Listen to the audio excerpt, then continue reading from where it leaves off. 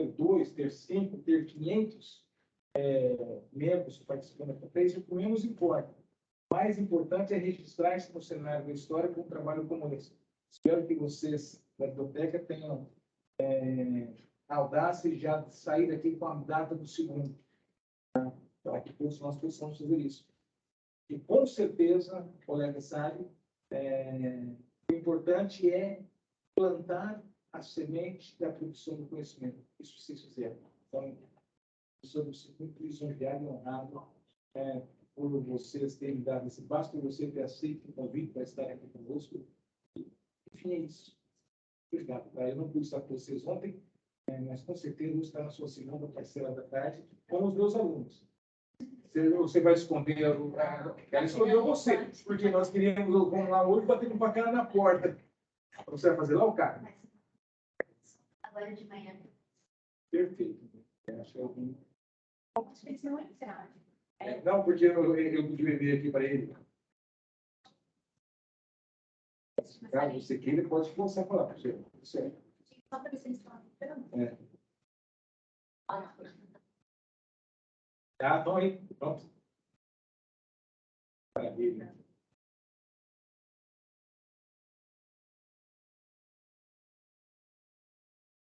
Bom dia, professor. Tudo bem? Já estamos vendo o senhor e vamos começar, então, o nosso bate-papo. Muito obrigado.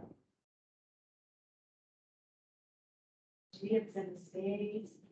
Vamos dar continuidade, à nossa programação da primeira semana da Biblioteca do CCS. Quem não me conhece, eu acho que tem alguém aqui que está me vendo pela primeira vez? Não, obrigada.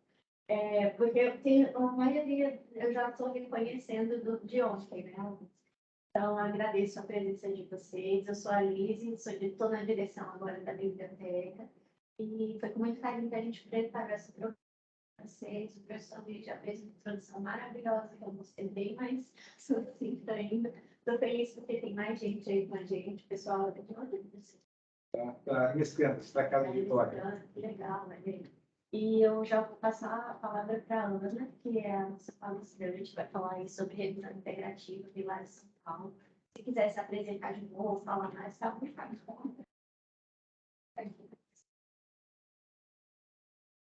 Tá bom? Bom, bom dia a todos. Eu agradeço a biblioteca.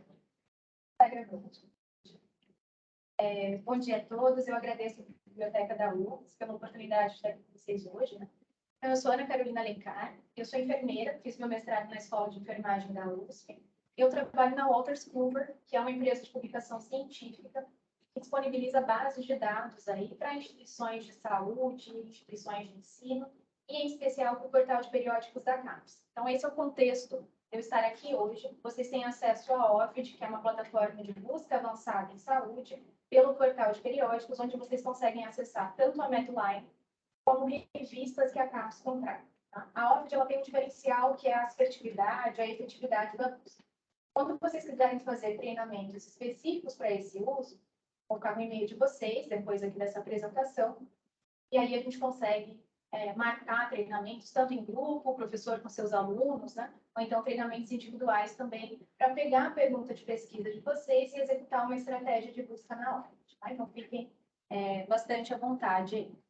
Nosso objetivo hoje é falar especificamente de revisão integrativa. Então, quando escolher qual é o objetivo da minha pesquisa, né, a ponto de eu selecionar esse método de pesquisa, a revisão integrativa, e como estruturar.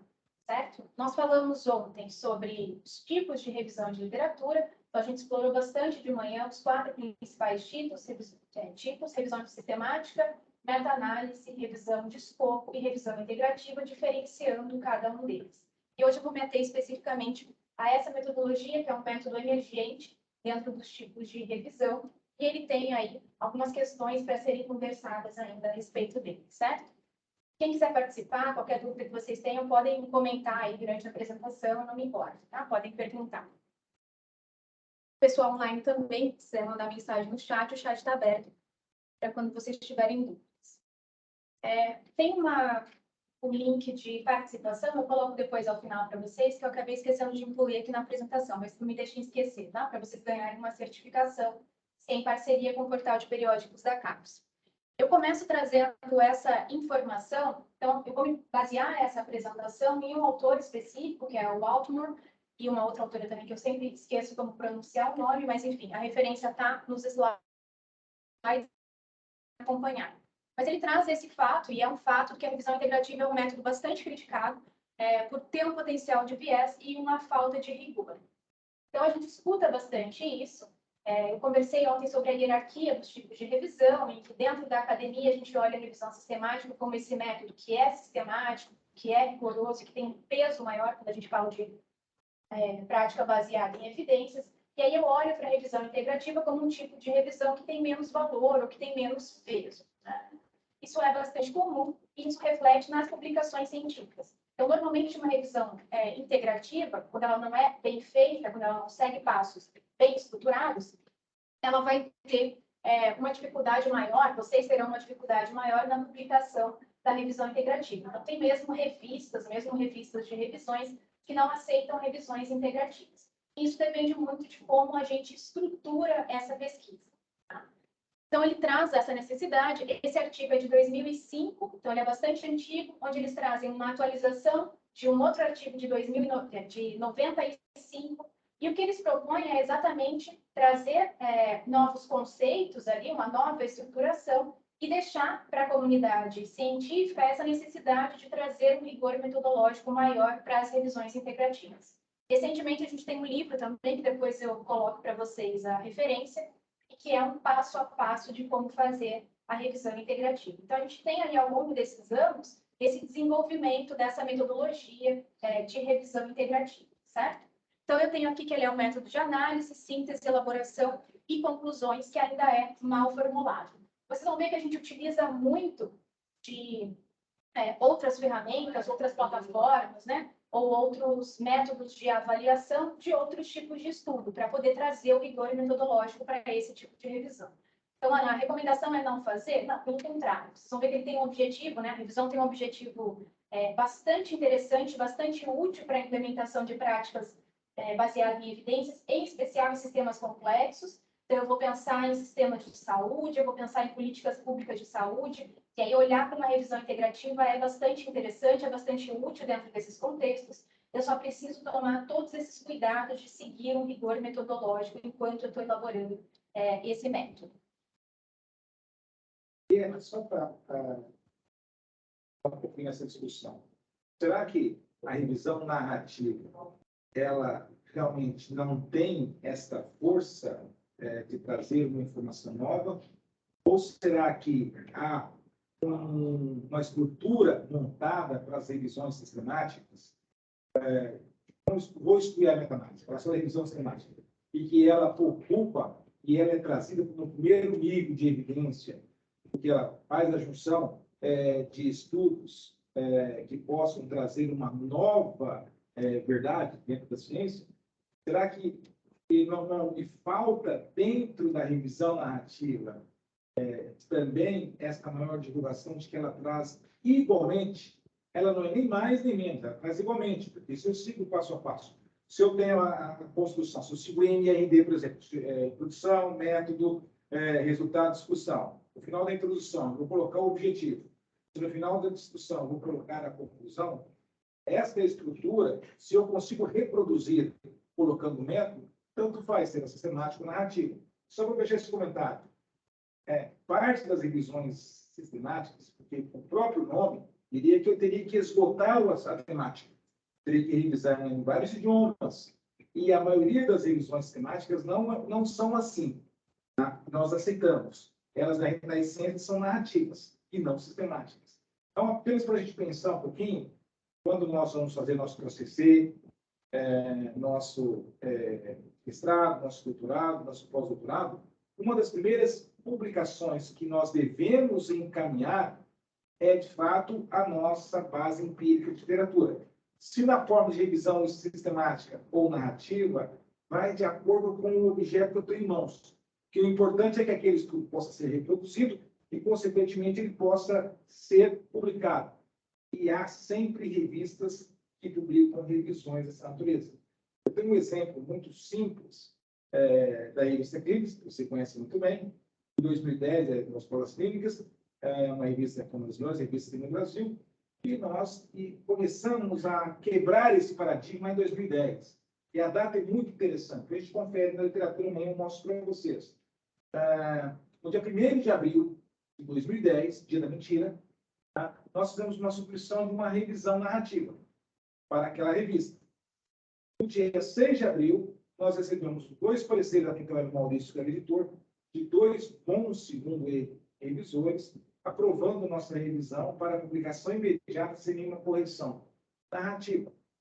E ali nós quebramos um paradigma, mostrando que o que interessa não é o tipo da revisão, mas sim o rigor que você faz em ter uma pergunta de pesquisa, em ter um método que possa ser reproduzido, que ter resultados que consolidem o objetivo e, acima de tudo, conclusões que avancem no conhecimento.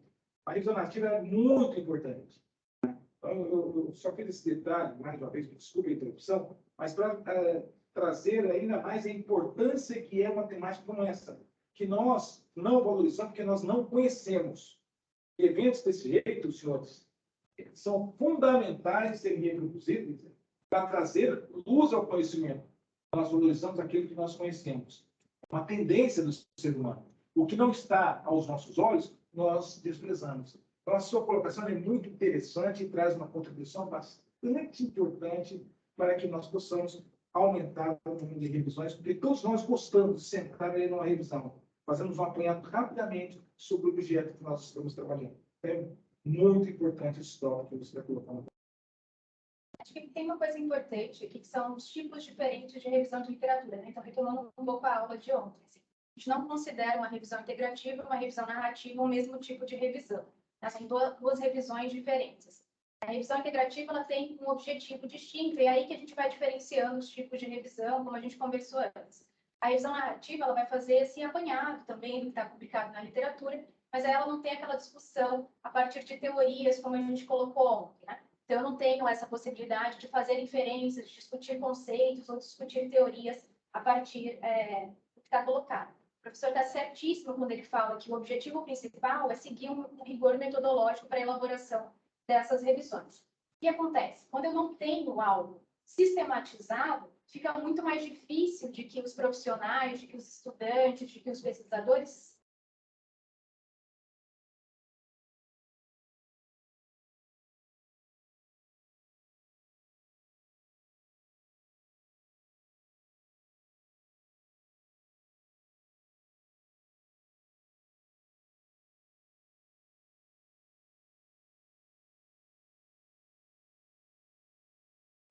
como é a questão de plágio na revisão sistemática?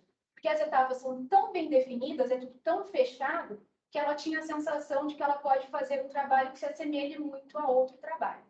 Isso não é real quando a gente pensa nos resultados que você tira, na discussão que você vai fazer, na análise que você vai fazer, enfim, o seu olhar a partir da sua pergunta de pesquisa.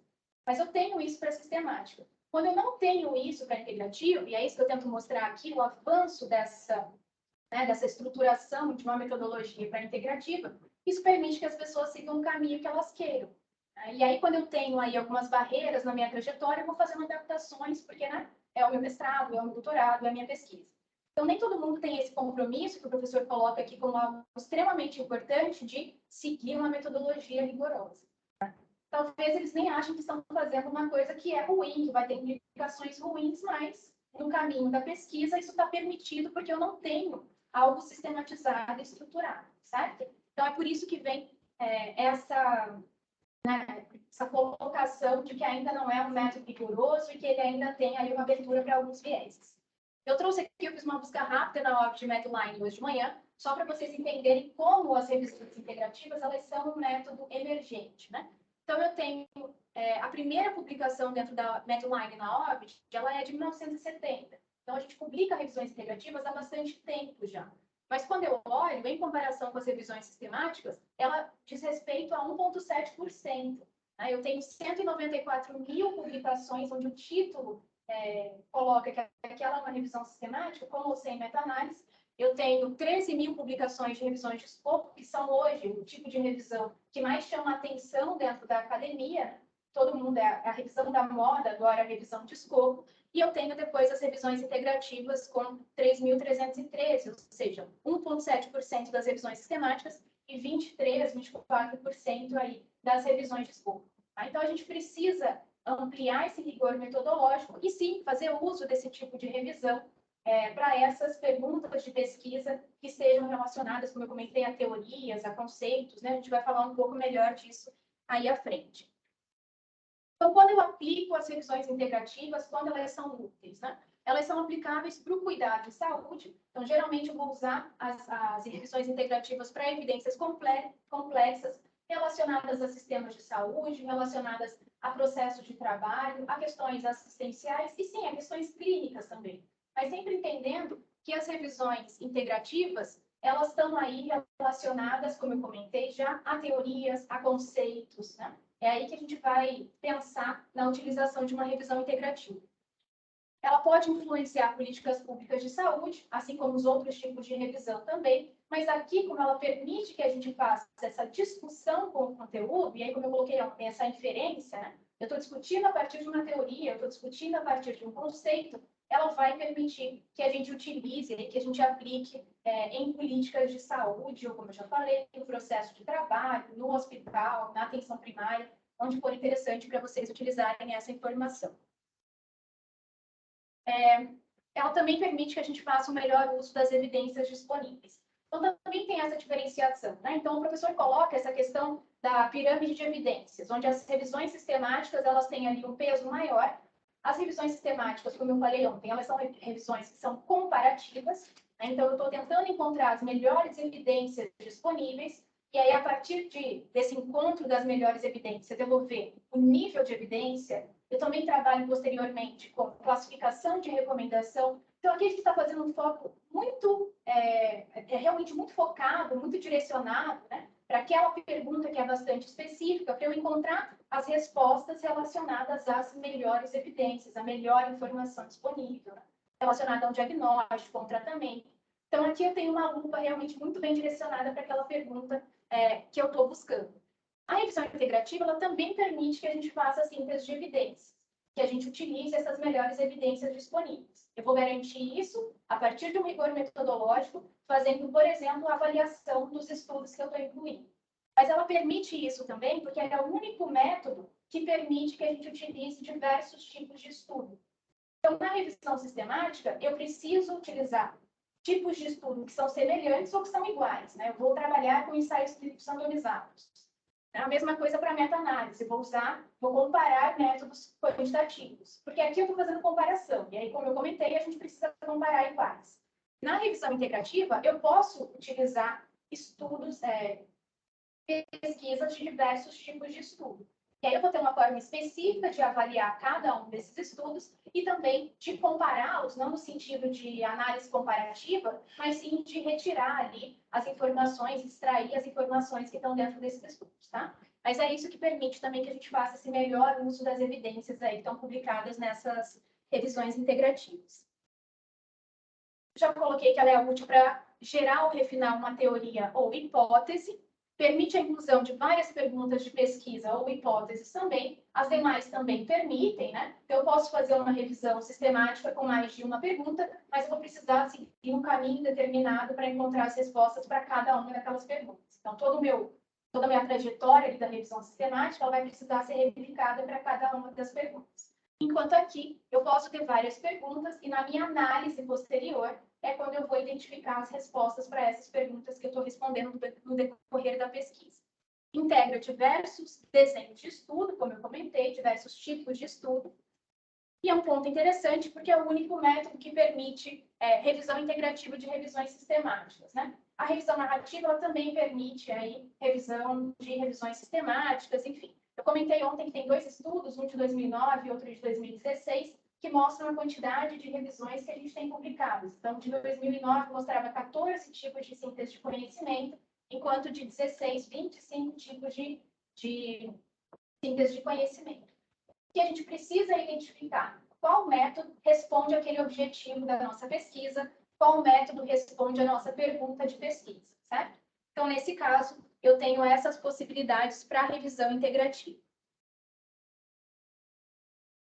permitir, ao final, então, o que eu quero com essa revisão integrativa, né? Qual é o meu objetivo? Então, eu faço essa discussão dos meus resultados a partir dessa teoria, a partir dessa hipótese, né? Ou a partir desses conceitos que eu estou tentando testar ou identificar, e ela vai permitir tanto que eu identifique lacunas de conhecimento na literatura científica, que eu gere novas questões de pesquisa, ou que eu consiga desenvolver aí quadros teóricos. Algo que é um pouco semelhante à revisão de escopo, por exemplo, só que, como eu expliquei ontem, a revisão de escopo é esse olhar panorâmico para o que está publicado na literatura científica, né? Então, eu quero saber sobre uma determinada intervenção, eu vejo todos os métodos ali que podem me ajudar, podem ser aplicados para aquela determinada intervenção, para aquela determinada doença, a partir da sua pergunta, e aí você vai escrever a respeito disso e identificar, pode discutir quais são essas intervenções, como elas se relacionam, mas é sempre esse olhar panorâmico, esse recorte do que está publicado a respeito, né? Quais são as características disso, existe uma lacuna de conhecimento, né? Existe uma outra discussão a ser feita aqui, mas é esse retrato mesmo panorâmico porque está publicado. E é sempre importante, como eu já falei, lembrar que não é um estudo comparativo. Então, eu vou falar em comparação à frente na análise, mas não é comparação enquanto método comparativo, como a gente faz com a revisão sistemática. Tá? É só uma forma de organizar ali as nossas informações. Aqui são alguns exemplos. Então, hoje no Brasil, a Cássia Baldini e o grupo dela na Escola de Enfermagem da USP são dos grupos que eu conheço que mais publicam e também trabalham com revisão integrativa. Elas fizeram esse trabalho em 2014, que foi escrever um artigo, e elas fizeram uma busca bastante ampla também na literatura, sobre conceitos e métodos da revisão integrativa para a enfermagem. Esse é um ponto interessante, porque a revisão integrativa ela é bastante utilizada para a enfermagem. Né? Acho que ela é inicialmente utilizada ali para a enfermagem, e hoje ela vai ganhando espaço também para as outras profissões de saúde, até, quem sabe, um dia alcançar aí, um lugar maior também na medicina, né? Ou em outros campos. Elas têm outras duas publicações que eu consegui encontrar na Medline. Estão falando sobre o uso da revisão, uso de metodologias para a implementação de evidências para políticas de saúde. Então, aqui, como eu comentei antes, essa possibilidade de utilizar a revisão integrativa para identificar evidências em sistemas complexos. E depois também ela fala ali de programas, avaliação de programas também e serviços na área da saúde, e ela faz uma revisão integrativa sobre conceitos teóricos e metodológicos. Tá? Existem revisões integrativas de assuntos que são mais clínicos ou assuntos mais qualitativos, né? Ainda voltado para assistência, para clínica, sim. Se vocês fizerem uma busca básica, como eu fiz hoje, colocar lá no título só revisão integrativa, vocês vão ver N assuntos que podem ser abordados aí a partir de uma revisão integrativa. Desde que eu tenha esse objetivo de fazer essa discussão de hipóteses, de teorias, de conceitos, né? A partir disso. Então, essas são as etapas que são sugeridas aí por Whitemore e Neffel, tá? E essas são as que eu vou seguir hoje. Esses são os autores mais citados quando a gente olha os artigos de revisão integrativa. É um artigo de 2005, como eu comentei, e isso está relacionado exatamente a essa falta de termos algo sistematizado, estruturado para a construção das revisões integrativas. Ainda assim, são bons passos, né? São bastante interessantes. Ao final da apresentação, tem um outro artigo que é mais recente, ele tem uma estruturação de passos um pouco diferente, mas ele é muito legal para a graduação. Então, se alguém aqui for da docência, né, ou estiver trabalhando com alunos de iniciação científica, ele traz uma linguagem mais fácil, porque ele foca especificamente na enfermagem. Tá? Então, estudantes de enfermagem, perdão. E aí ele tem uma linguagem ali mais fácil, explicando cada uma das etapas. Mas, basicamente, a gente vai começar a nossa revisão integrativa, como a gente começa todos os tipos de revisão, ou aí as pesquisas primárias também, né, os estudos primários, identificando o nosso problema. Depois a gente passa para uma busca na literatura científica e avaliação crítica dos resultados. A gente falou bastante disso ontem, eu vou falar agora especificamente para a integrativa, mas são passos que são muito semelhantes aí também aos outros tipos de revisão. Depois nós temos a análise dos dados, e aí na análise dos dados é onde a gente tem uma grande diferenciação nesse processo de revisão integrativa. Né? Ele começa com uma redução das informações que estão dentro dos artigos, dos estudos primários, demonstração dos resultados, uma comparação desses resultados, e aí naquele formato que eu comentei, eu vou começar a identificar ali cada um dos resultados, desenho de conclusão e verificação. Então, eu já começo a fazer a conclusão ainda na análise. Eu vou tirando informações ali ainda na análise. E aí eu finalizo com a minha conclusão e as implicações, como eu comentei, desses achados para aquele tema, para aquela pergunta de pesquisa, para aquele tópico com o qual vocês estão trabalhando. Tá? Então, vamos passar agora de um por um. Primeiro, a identificação do problema. E aí, ontem eu dei aquela aula de como realizar a pergunta de pesquisa a partir do método PICO. Né? Então, só lembrando a vocês, a gente nunca começa a nossa pesquisa, seja no mestrado, no doutorado, dizendo nós vamos fazer uma revisão sistemática, nós vamos fazer uma revisão integrativa. A gente parte da nossa pergunta de pesquisa. Qual é a nossa dúvida clínica? Qual é a nossa dúvida de gestão, de processo de trabalho? E a partir da nossa pesquisa, da nossa dúvida inicial, é que a gente vai encontrar um método. Então, que método eu vou utilizar para poder responder a essa pergunta? Que método responde a minha pergunta? Então, aqui a gente vai ter uma pergunta de pesquisa que é bem formulada, e a pergunta de pesquisa que é bem estruturada, que é bem formulada, ela vai permitir que isso reflita em toda a sua pesquisa. Então, eu vou ter depois uma estratégia de busca bem estruturada, eu vou ter limites bem definidos, ter uma pergunta bem estruturada, bem específica, como eu bati bastante na tecla ontem, vai permitir que a gente operacionalize ali, como está colocando, toda a nossa estratégia de busca de fontes primárias dentro da literatura. Então, essa é uma etapa bastante importante. E, para isso, a gente tem métodos que ajudam nessa formulação aí da pergunta de pesquisa. A apresentação de ontem focou especificamente na metodologia PICO, né, no acrônimo PICO, que é população, intervenção, comparação ou desfechos. Ou eu posso pensar no meu paciente, nas minhas intervenções, no comparador e nos desfechos. Essa metodologia PICO, ela tem variações, eu não preciso necessariamente utilizar todos os componentes de PICO. Então, aqui tem várias outras variações, né? Eu posso incluir um elemento de tempo. Então, qual foi o tempo de exposição do paciente a essa determinada intervenção? Quanto tempo esse paciente ficou em observação? Né? Há quanto tempo esse paciente toma esse medicamento? Enfim, várias possibilidades aqui. Eu posso incluir os tipos de estudo. Né? Então, talvez eu esteja analisando algo e os tipos de estudo são relevantes já na minha pergunta de pesquisa. Então, eu posso colocar ali também. Ou eu posso me ater só à população, intervenção e desfechos. Então, a gente já aprendeu ontem que a PICO, ela não exige que a gente contenha todos os componentes de PICO aí na minha pergunta.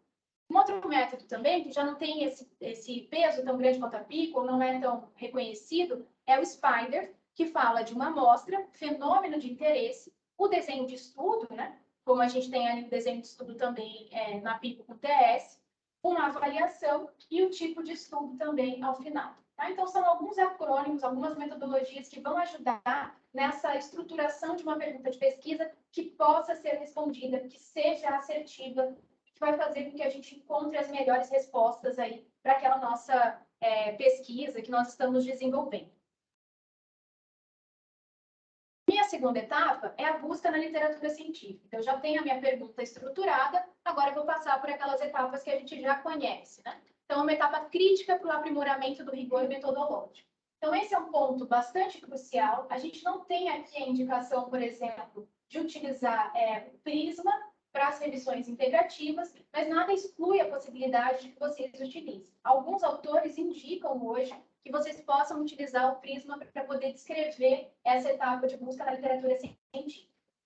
Então, teria que identificar se seria o Prisma para revisões sistemáticas ou o Prisma para revisão de escopo, mas existe uma possibilidade de vocês pegarem outras ferramentas que ajudem vocês a fazer essa etapa com maior rigor metodológico.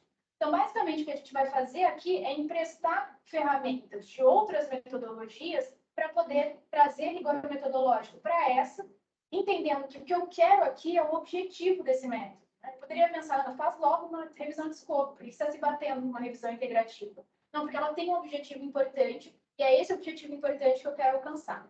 Né? Então, eu posso emprestar, por exemplo, o Prisma para poder fazer essa descrição de tudo que eu encontrei na literatura. Então, só lembrando, o Prisma é esse diagrama que nós temos, né? Então, é esse método que nós temos com critérios mínimos que a gente vai checar ali naquela checklist, os critérios mínimos que são necessários dentro da nossa estratégia de pesquisa. Então, eu começo com fontes de informação, quais foram as bases de dados onde vocês pesquisaram, né? E aí, primeiro, eu preciso identificar quais são as bases de dados que respondem à minha pergunta de pesquisa. Depois disso, eu tenho qual é a sua estratégia de busca. Lembrando que eu devo ter até mais de uma estratégia de busca. E aqui eles colocam no artigo também essa necessidade da gente ter mais de uma estratégia de busca. Tá? Tanto para a minha pesquisa inicial, para a minha pergunta inicial, quanto para cada uma das bases de dados. Então, lembrando que eu vou precisar aprender como utilizar cada uma das bases de dados, criar uma estratégia em cada uma das bases de dados para poder ter os meus resultados. Esse rigor diz respeito também a compartilhar essas informações no meu artigo. Então, eu posso compartilhar dentro do Prisma e eu posso compartilhar também no apêndice. Então, olha, para a OBIT de Medline, essa foi a estratégia de busca que foi utilizada. Né? Para a OBIT em Base, essa foi a estratégia de busca. E assim por diante. No PubMed, na Sinon, na Cielo, essa foi a estratégia de busca que a gente utilizou, ou essas foram as estratégias de busca utilizadas. Tá? Então, aqui eu vou manter esse rigor metodológico a partir desse, deixando claro dentro do artigo quais foram as etapas que foram seguidas. Então, eu considero todas as bases de dados que possam conter conteúdos relacionados à minha pergunta de pesquisa. Isso é extremamente importante. A gente tem uma quantidade muito grande de bases de dados.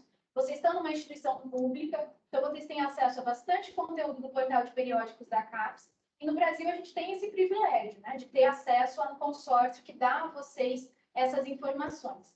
Nem todas as universidades têm acesso a esse montante de informação que a CAPES dá ali, de alguma maneira, né? Enfim, para a gente conseguir acessar. Tá? Então, é importante identificar quais são aquelas bases que têm conteúdos que respondam à nossa pergunta, que têm conteúdos com aqueles métodos que a gente está buscando, e aí considerá-las aí para a nossa pesquisa.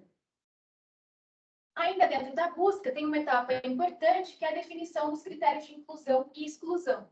Então, tem uma sugestão aqui de que a gente inclua alguns tipos de estudo dentro de uma revisão integrativa, como os ensaios clínicos randomizados, os prospectivos, coortes, caso-controle, estudos transversais, e aí as revisões sistemáticas e as meta-análises também. Tá? Então, lembrando, a revisão integrativa permite que eu analise diversos tipos de estudo aqui, que eu inclua diversos tipos de estudo na minha pesquisa. Também vou definir que tipo de resultado, ou pensando lá na pergunta pico, quais são os desfechos.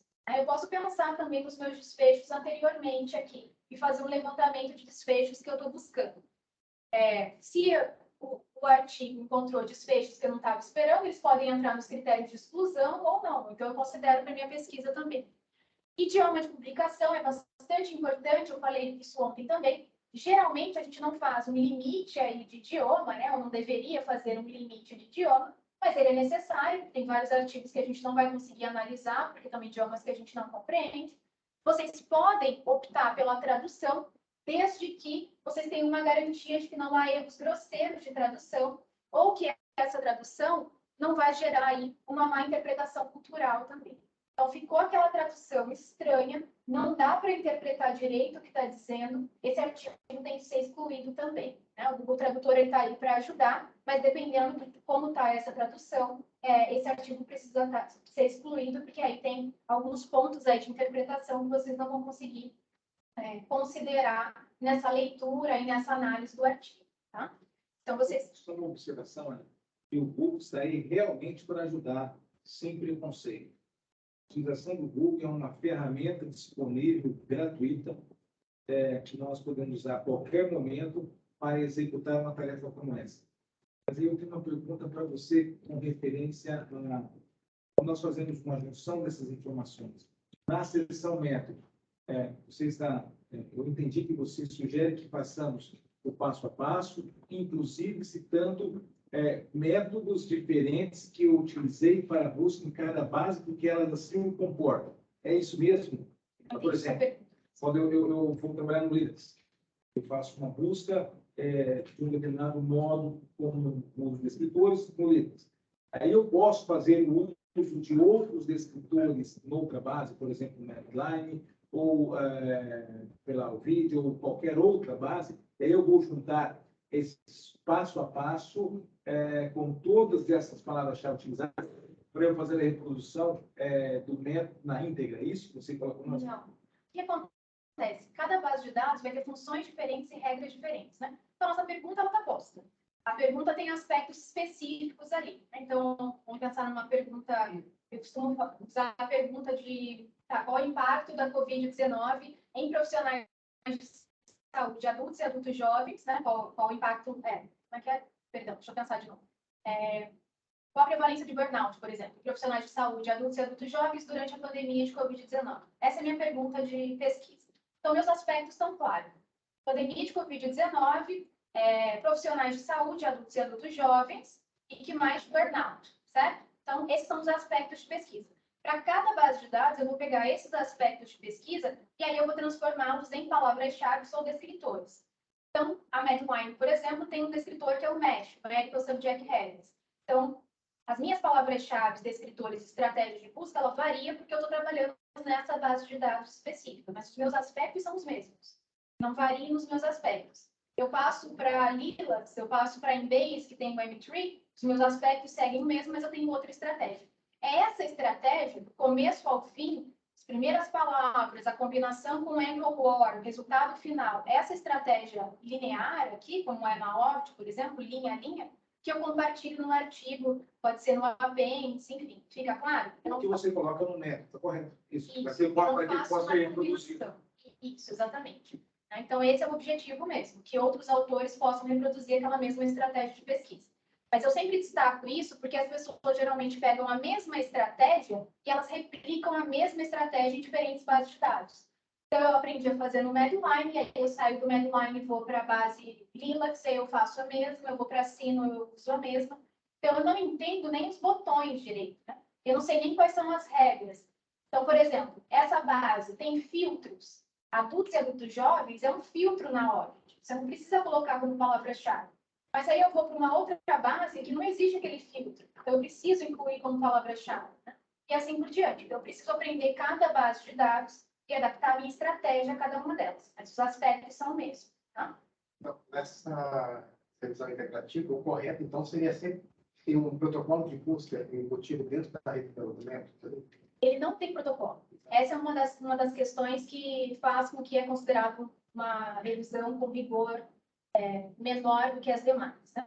Então, enquanto para a revisão sistemática, para a revisão de escopo, eu tenho que publicar um protocolo antes de executar a minha revisão, a revisão integrativa ela não tem um protocolo para ser publicado na Prospero, ou enfim, na Cochrane, no JBI, eu não tenho a publicação de um protocolo. Então, se eu lá no método e eu quiser colocar lá protocolo de busca, como eu fiz, né? Estaria errado. Não é um protocolo que você está fazendo, né? O protocolo, o que é o protocolo? É uma sumarização aí das etapas, é o seu planejamento, o protocolo.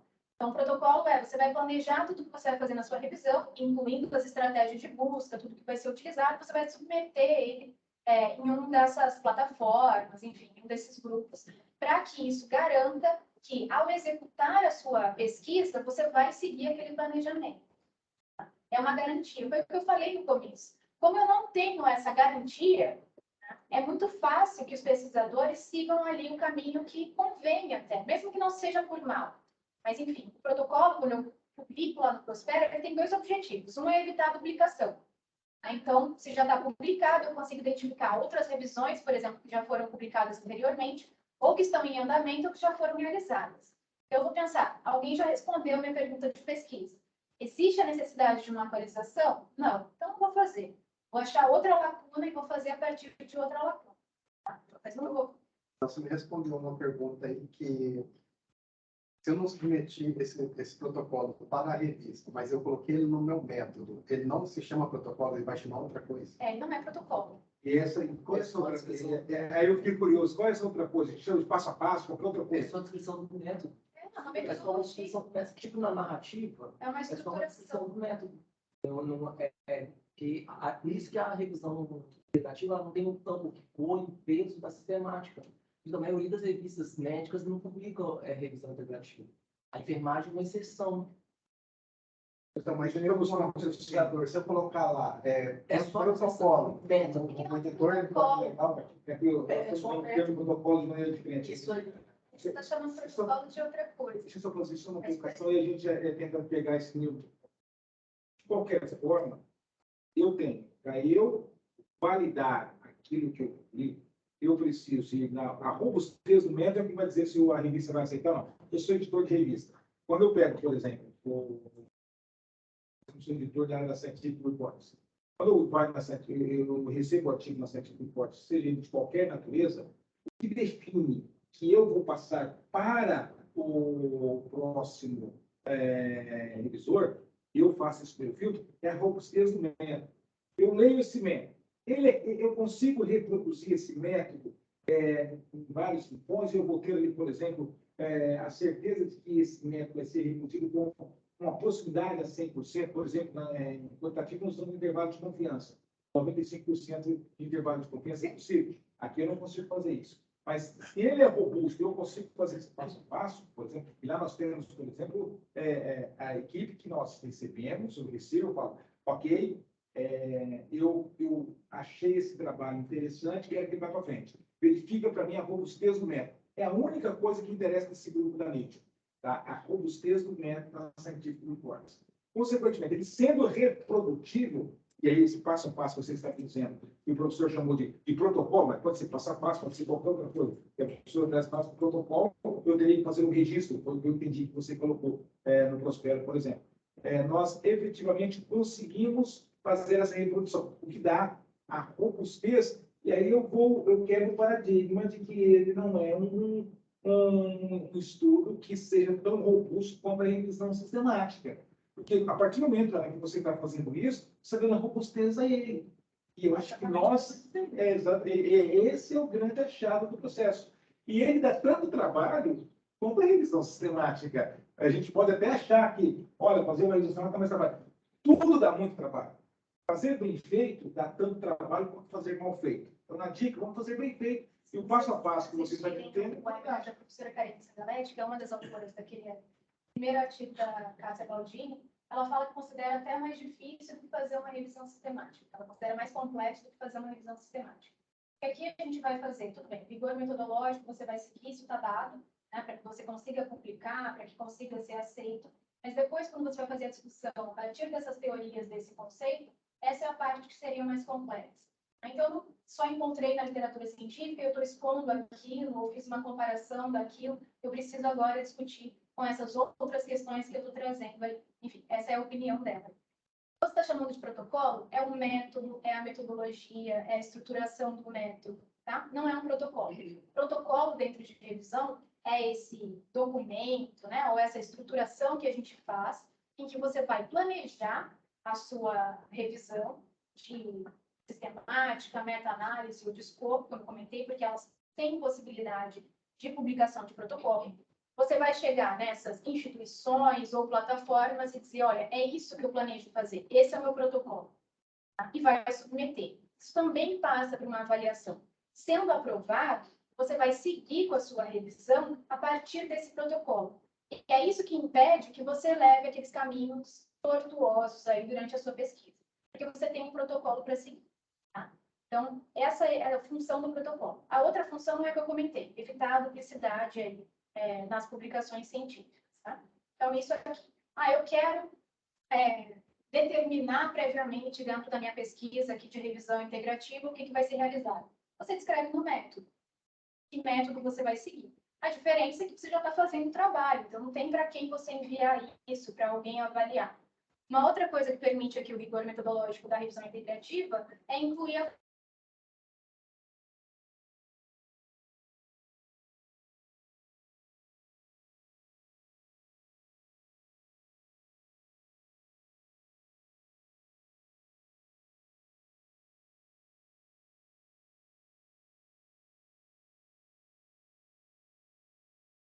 para o Léo e para a Lise fazer isso para mim? Não. Um dos avaliadores, uma das pessoas que está buscando, precisa ser alguém que compreenda sobre o tema, né? Que tenha já experiência no tema de pesquisa.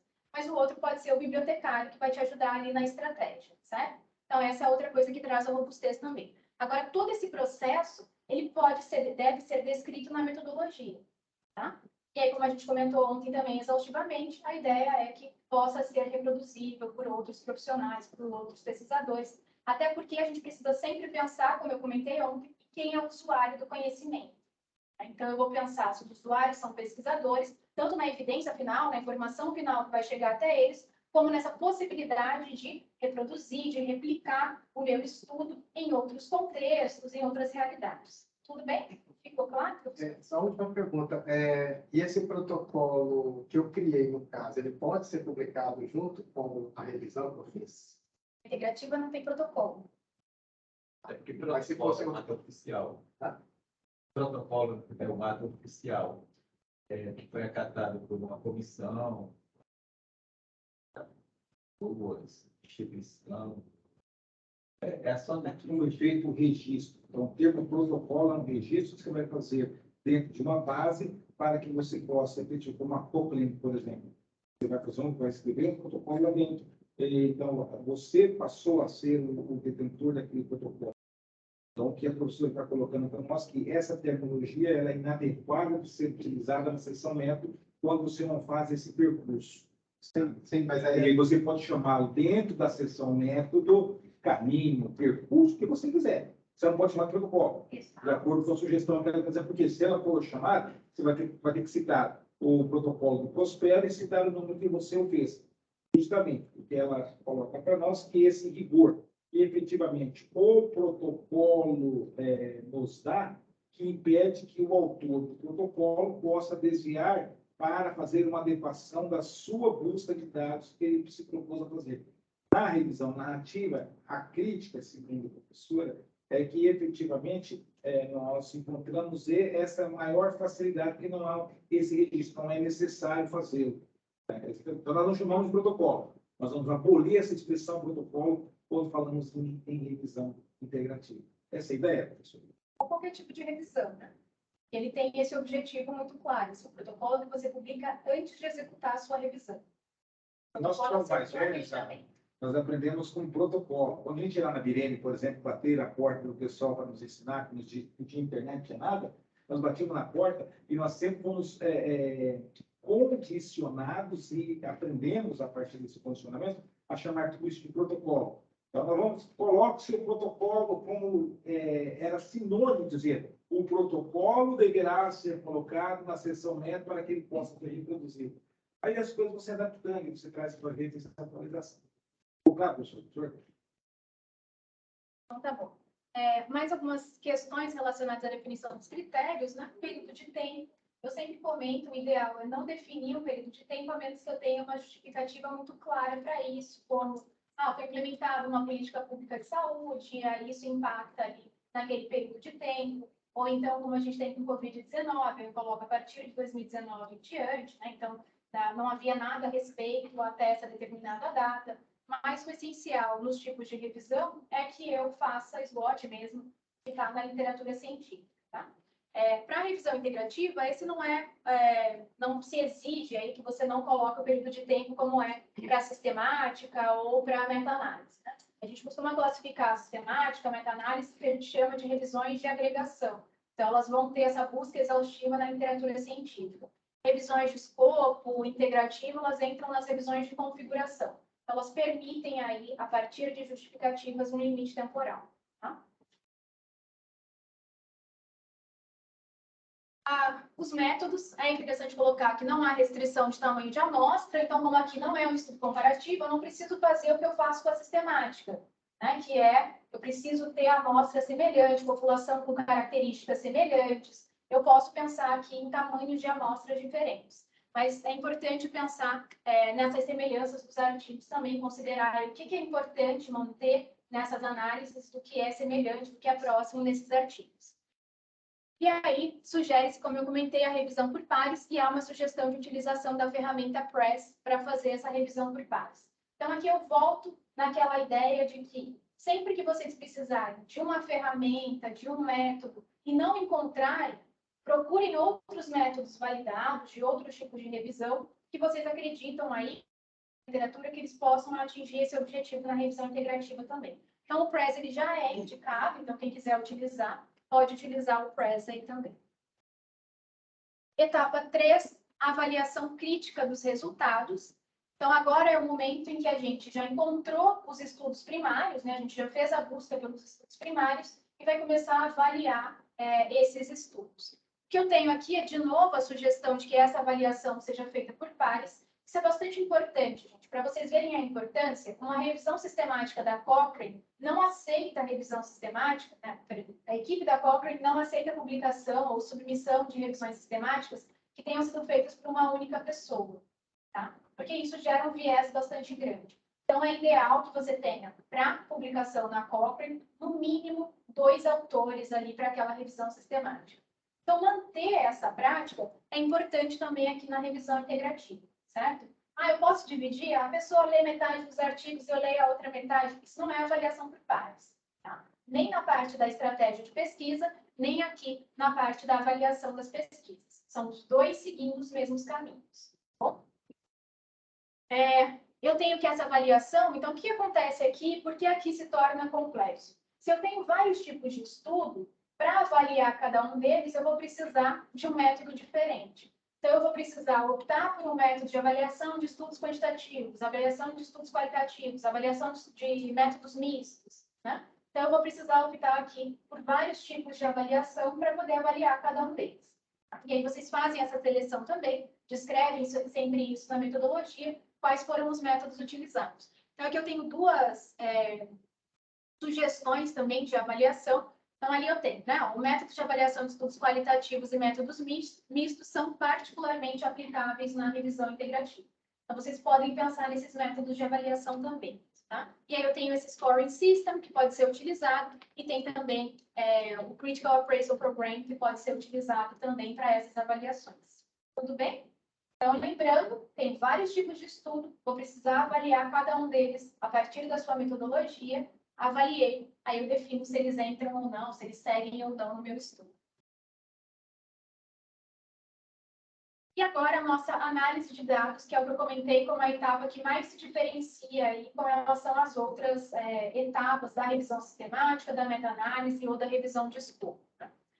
Então, a análise dos dados, ela se divide em 4 etapas, e a primeira delas é o que eles chamam de redução. Então, redução é essa técnica de extração dos dados e de codificação desses dados. Então, agora a gente vai começar a trabalhar com classificação dessa informação, desenvolvendo subgrupos, tá? E organizando essa informação aí nessas classificações. Então, qual é a etapa dessa redução? Eu começo fazendo a estruturação que seja semelhante, que seja pré-determinada. Então, o que é isso? Eu vou definir, a partir da minha pergunta de pesquisa, quais são as principais características dos artigos para onde eu estou olhando. Não é fazer um abstract de cada artigo, tá? Não é chegar e colocar título, autores, resumo. Não. Eu defino ali, aí você pode estruturar como uma tabela. A questão é que para cada artigo, estudo primário, eu vou ter uma página. É um resumo em uma página com aqueles principais aspectos para os quais eu estou olhando no artigo. E aí, essa estruturação, ela é pré-definida. Isso quer dizer que para cada artigo que vocês vão olhar para esses mesmos aspectos, ou para essas mesmas questões, tá? É uma padronização. Então, eu começo primeiro a fazer essa extração da informação. E eu posso já nesse momento, já que eu estou lendo os artigos e tirando essas mesmas informações da minha pré-estruturação, eu posso começar a categorizá-los aí em alguns subgrupos, né? Então, eu já começo ali a dividir os subgrupos, aqueles que são mais semelhantes. Então, Ana, como que eu vejo subgrupos? Eles podem ter população semelhante, pode ser subgrupo temporal. Vocês vão começar a identificar quais são as características que eles se assemelham, quais são os padrões que são apresentados nesses artigos. Então, eu começo a organização dessa informação. Então, vamos lá. Sumarizei a partir dessa estrutura que eu criei previamente, e não fiz um resumão lá do artigo, sumarizei em uma página, e aí eu começo a organizar esses estudos primários em subgrupos. Depois disso, né, e aqui está falando por que a gente faz isso, né? Essa é uma organização sucinta da literatura e vai permitir depois que a gente faça uma comparação sistemática. Então, daqui de novo a comparação que eu comentei com vocês antes. Então, a partir dessa sumarização de uma página, eu consigo identificar quais são esses padrões que são apresentados em cada um desses resultados, né, ou dessas pesquisas que foram apresentadas. Vamos lá. A segunda etapa da análise dos dados é a exibição dos resultados. Então, tudo bem, eu já organizei cada um por página. Inicialmente, ali, eu já criei subgrupos, né?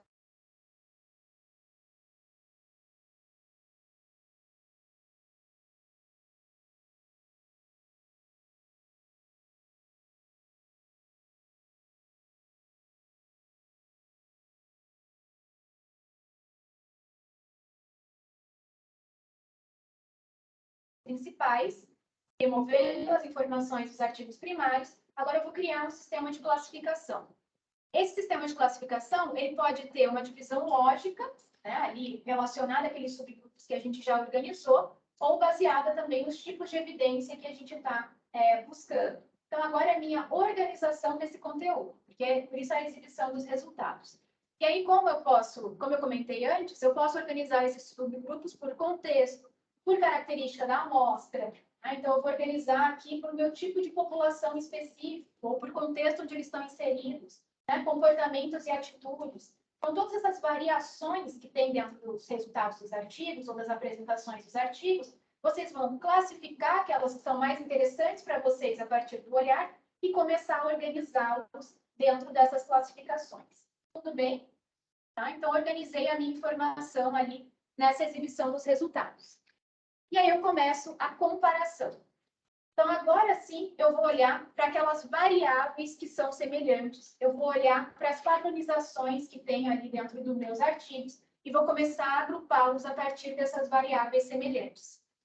E eu posso determinar se é, de novo, uma organização temporal, enfim, quais são esses achados que estão aí colocados.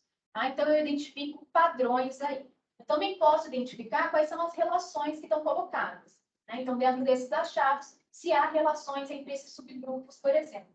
E essa é uma segunda categorização que eu faço. Então, é peneira atrás de peneira, tá, gente? Ao contrário da comparação da revisão sistemática, então, eu encontrei os meus artigos, eu pego aquele dado específico que responde à minha pergunta, que também é bem específica, e agora eu comparo eles, avalio eles para identificar a melhor evidência. Aqui não, aqui eu integro a informação. Então, eu vou precisar sempre fazer essa diluição, tá? Ou essa destilação das minhas informações. E aí, por isso, eu vou fazendo essas classificações organizadas em subgrupos. Então, eu estou olhando para as variáveis semelhantes e agora eu estou agrupando as variáveis semelhantes. E aí, para finalizar... Então, a professora Karina ela evita as tabelas, né? O que seria de método dentro da revisão integrativa seriam mesmo essas páginas em que a gente sumariza os aspectos principais. Você pode, aqui tem uma indicação que nas conclusões finais você pode organizar os resultados em tabelas ou diagramas. Eu acho que fica a seu critério. Essa parte da sumarização, eu acho que ela é textual mesmo, tá? Para mim, ela é realmente textual. Os resultados finais, como você vai apresentar esse resultado final, ele pode ser colocado em tabelas. Qual que é a diferença? O meu objetivo não é fazer o que a sistemática faz. Os autores tal, a pesquisa tal, essa é a síntese de evidência. Aí você começa a fazer essa comparação entre as diversas sínteses de evidências. Não é esse tipo de apresentação de resultados. É resultado por subgrupo, e depois por classificação, e depois por variáveis semelhantes. Tá? Então, imagine que isso você pode organizar de alguma forma essa informação, mas ele vai ser sempre uma discussão entre uma informação e outra. Tá? Por isso que a gente fala em relação, em discutir a relação ali, identificar se tem relação entre as informações. Faz sentido? Pegar os artigos da revisão integrativa para a gente identificar o que você está falando. Eu acho que você está focado em como isso fica no papel, né? Então, tipo, como eu coloco isso no papel? O exemplo, como foi publicado, para ver como vocês... Não, é importante, mas aí eu acho que essa é a recomendação mesmo, olhar como eles se organizaram ali em métodos, dentro da pesquisa mesmo. Tá bom?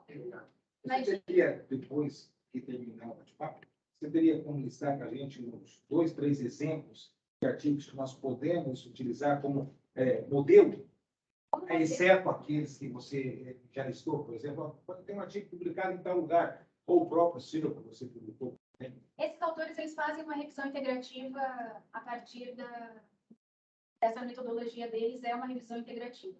Então, se você ler o artigo, eles estão fazendo a partir do tema de revisão integrativa deles também. Tá? Eles listou anteriormente. O autor principal, que é o White Network. Tá? Tem esse, e posso ver outros também para vocês, de como isso fica publicado no artigo final depois. Tá bom? Imagina. Vamos lá? Então, agora, desenho e conclusão de verificação. E como eu expliquei rapidamente lá quando eu estava falando das etapas, quando eu falo desse desenho de conclusão, é porque aqui a gente já começa a escrever uma parte da conclusão. Então, não deixa a conclusão para o final, naquela parte do conclui-se que, etc, etc. Eu estou fazendo uma análise daqueles padrões, daquelas variáveis, e aí eu já vou fazendo um interpretativo aí dessa descrição desses padrões e desses relacionamentos entre os meus achados. Tá? Então, aqui eu já tenho esse exercício. E aí eu grifei aqui essa parte do subsumindo as particularidades no geral, porque é esse exercício que a gente vai fazer. Então, eu vou pegar todas aquelas informações que são muito particulares, tá? E eu vou começar a colocá-las também dentro das classificações, dentro dos subgrupos. Então, a ideia não é criar generalizações, mas eu tiro ele do particular e eu faço ele parte ali de daqueles meus padrões, de uma daquelas minhas relações, tá? Então, como eu comentei, esse método de destilação mesmo, eu vou filtrando ali as informações. Então, os meus padrões e os meus processos, eles são isolados, as minhas semelhanças e as minhas diferenças são identificadas, e eu vou elaborando esse pequeno conjunto de generalizações aí que integram essas informações, tá? E aí, por último, essas conclusões ou modelos conceituais são continuamente revisados para incluir o máximo de dados possível. Então, é por isso que eu começo a minha conclusão já nessa etapa de análise dos dados, porque eu estou revendo a informação constantemente. Né? Então, de novo, a minha extração não é, opa, encontrei a evidência, analisei a evidência, comparei e publiquei. Né? Se é uma evidência, se não é uma evidência, qual é o nível de evidência. Não, aqui eu estou fazendo relação dessas informações. Aqui eu estou extraindo essas informações, criando padrões, variáveis e relacionando elas. Tá? Então, por isso que ele se chama método de revisão integrativa, que a gente está integrando mesmo essas informações. Então, fiz todo esse trabalho e agora a gente vai... desculpa, tem mais um slide ainda da etapa final da análise de dados, que é o que eu já comentei, né? Então, a soma integrada do tópico ou fenômeno de interesse. Tá? Então, eu chego ao final, aquela hipótese, aquele conceito, né? Ou a discussão daquela hipótese, daquele conceito, a partir de todo esse trabalho que foi feito na revisão integrativa. E aí eu posso fazer essas discussões ali. Então, eu tenho um retrato abrangente do meu tópico de interesse a partir da integração dessas informações. Tá? E aí, para concluir, a gente tem a conclusão mesmo, e agora sim, conclusões e implicações. Então, como eu comentei, revisão sistemática, a gente conversa com o nosso conteúdo, eu não só apresento o meu resultado, eu não apresento, existem novas questões a serem estudadas, existem tais e tais lacunas na literatura científica, aqui eu vou fazer essas implicações desses resultados para aquele determinado tópico inicial, para aquele tema inicial. E aí elas podem ser relatadas lá como tabela ou diagrama, como eu falei, é uma indicação desses autores especificamente. Eu cito a Karine com aquele artigo porque ela dá os webinars para a gente, né? Então, se vocês forem assistir os webinars gravados da ORBIT, nós temos de revisão sistemática, Cochrane e JBI, temos de revisão integrativa e revisão de escopo. E aí ela fala bastante lá também sobre não indicar e organizar em tabelas. Mas, enfim, aqui tem essa indicação. Eu também preciso detalhar explicitamente ali quais foram as minhas fontes primárias. Isso a gente pode colocar no apêndice, ou para quem preferir, pode colocar no método também. Geralmente, isso vai ali no apêndice, na revisão integrativa, porque durante o trabalho do método eu estou fazendo esse exercício de criar subgrupos, categorizar e tudo que eu já comentei anteriormente, tá? E aí, o nosso objetivo final, elas contribuem para uma nova compreensão do fenômeno que está sendo estudado, contribuem para implicações para a prática e também contribuem para iniciativas de pesquisa e políticas. Tá? E todas as limitações metodológicas devem ser explicitamente descritas no trabalho. Isso é para qualquer metodologia de revisão. Certo? Prisma, ele está ali para poder orientar a gente naquelas etapas que são seguidas na busca em base de dados, estratégia de busca, mas até no Prisma eu preciso justificar quando há alguma decisão que precisou ser tomada. Né? Então, tal artigo precisou ser excluído por tal motivo. E eu preciso sempre justificar. E é isso, como o professor falou bem antes, que vai manter o rigor metodológico aí das pesquisas de revisão. Tudo bem? Alguma dúvida? Só uma pergunta. No final da conclusão, eu coloquei, eu achei uma lacuna, por exemplo. Né? Eu vou descrever lá os resultados daquela lacuna. Eu posso sugerir estudos naquela lacuna? Eu acho que pode, só acho que não deve. Eu, em especial, de novo, como editor, acho que quando o autor fala, sugiro isso, eu devolvo o artigo para ele e pergunto, por que você não fez? Tá? Essa é a pergunta que eu faço como editor. Pode ser que eu esteja enviesado. Eu respondo para ele, depois ele responde para mim, eu toco o artigo do para frente ou não. Eu acho que quando você chega num determinado assunto, você avançou no conhecimento, perfeito. Quem deve achar ou não, se você pode avançar, pode sugerir novos estudos, é o leitor. Porque uma regra básica é respeite o leitor.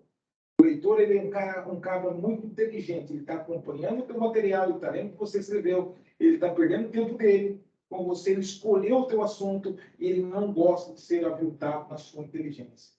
Então, isso a gente tem aprendido ao longo dos anos, a respeitar o leitor, que é a regra máxima da escrita científica. Tá? Devemos, sim, aliás, podemos, mas a minha opinião em especial é não devemos. Tipo assim, por exemplo, se você tem 2 anos para fazer uma pesquisa e já prorrogou ela, e aí você achou a tua lacuna lá no final, não dá tempo de você fazer, você tem que encerrar aquela pesquisa para começar. Exatamente. Você encerra aquela começou. Tá, mas naquele Mas artigo... você não sugere o que eu vou fazer. Porque, do meu ponto de vista, você caracteriza, você viu a inteligência do leitor. Ele tem que concluir isso. É a essência para você dar sequência à continuidade do processo de ensinagem, como nós gostamos que o leitor nos ensina em muito nessa questão. É apenas um ponto de vista, Leonardo. Nada além disso. Ponto de vista de editor.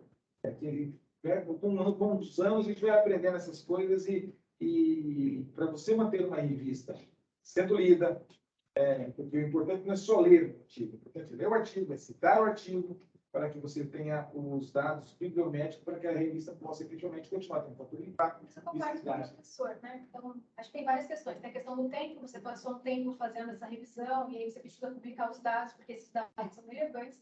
Uma outra coisa a minha lacuna é num tipo de estudo, num tipo de pesquisa que não é a minha área de atuação, que é a área de atuação de outra pessoa. Então, outra pessoa vai fazer, e eu já contribuí muito identificando essa lacuna.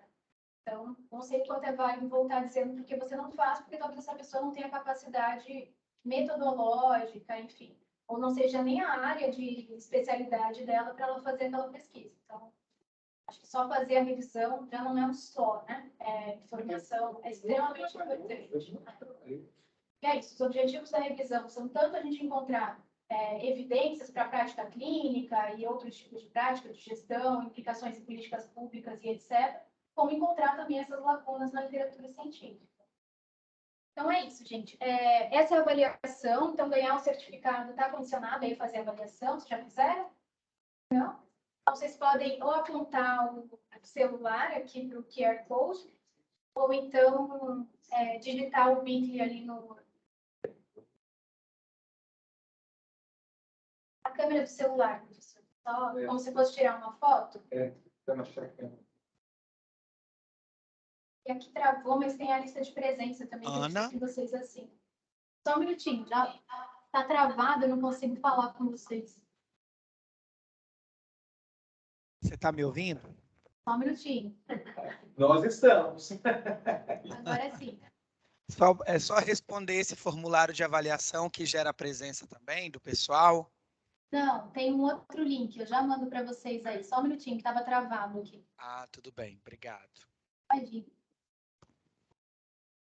Ó, esse é o da presença. Olá, pessoal da presença.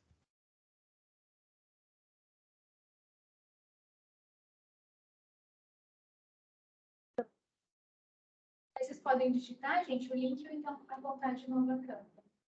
Aí o certificado eu envio uma semana para vocês, tá? Então, semana que vem eu já envio os certificados. Envio a apresentação também, então vocês vão ficar com uma referência. E das 4 referências que eu usei ali, tem uma faltando, que até o Léo me lembrou hoje, que é esse livro de revisão integrativa, que também é bem interessante para vocês, como ele é mais atual, né? Para vocês começarem a seguir a partir do livro também, quem puder acessar. Esse livro está disponível na web, a gente adquire, como é que funciona? Dá para adquirir, professor. Ele está disponível pelo Springer, mas a gente não tem acesso gratuito. Eu não lembro de qual, mas é mais ou menos integrativo review, step by step. Assim. Se você digitar esses termos, eu vou te dar o... Mas qualquer coisa, manda ali na biblioteca que a gente devolve o link direto. Então é isso. Eu convido vocês para fazerem os treinamentos de OBIT também, né? Estou devendo para o Léo um webinar com relação a isso, mas a OBIT sempre permite uma busca mais assertiva, a OBIT em Medline em OBIT, né? Uma busca mais assertiva do que a busca no PubMed. Eu sempre recomendo que vocês incluam o OBIT nas pesquisas de vocês, tá? Sejam estudos primários ou revisões, sempre interessante. Eles vão estar com o meu e-mail, eu vou divulgar para vocês quando tiverem treinamentos e outros webinars. Bem, a gente fica em contato. Obrigada, viu, gente? Desculpa o atraso aí que eu vi que eu passei tempo. Tá bom? Muito obrigada.